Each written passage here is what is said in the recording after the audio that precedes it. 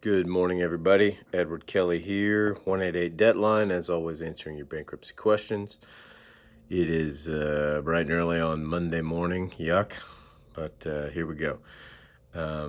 This series is, should I do a 7 or a 13?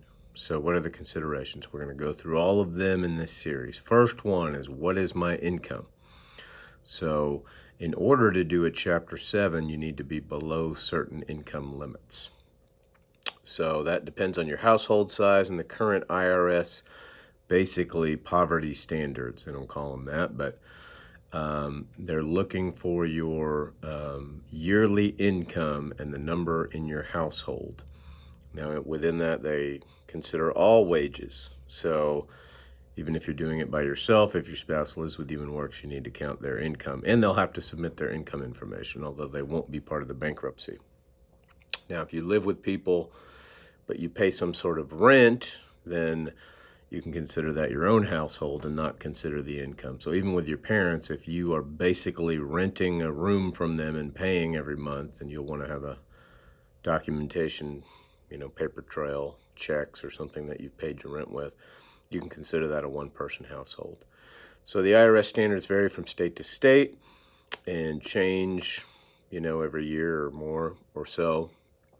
Currently, for one person in Oklahoma, you're in the 40,000s range. And the thing is, if you're over that limit, then you can still qualify if you have expenses that bring you down to where your disposable income is negligible, less than $100 or so. So, but those are expenses that will not be discharged in the bankruptcy. That does not include any of the debts you're getting rid of. But if you have unusual medical, a high mortgage because you get dollar for dollar credit on mortgage and car payments, or something that you're keeping, then that may bring you down. And you can add about between 9 and 10,000 for each additional member in the household. So in the 50s, 60s, 70s, and so forth.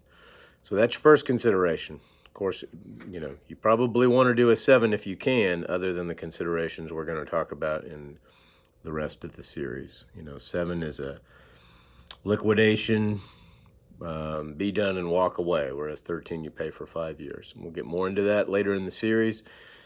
As always, if you want to reach me, have a direct question, or need help with a bankruptcy, 188 Deadline, Edward Kelley. And you can always reach me at my email at edward@wirthlawoffice, wirthlawoffice.com, or on Facebook at our Facebook group, Oklahomans for Debt Relief. Okay, well, we're into the week, and I'll see you soon. Bye-bye.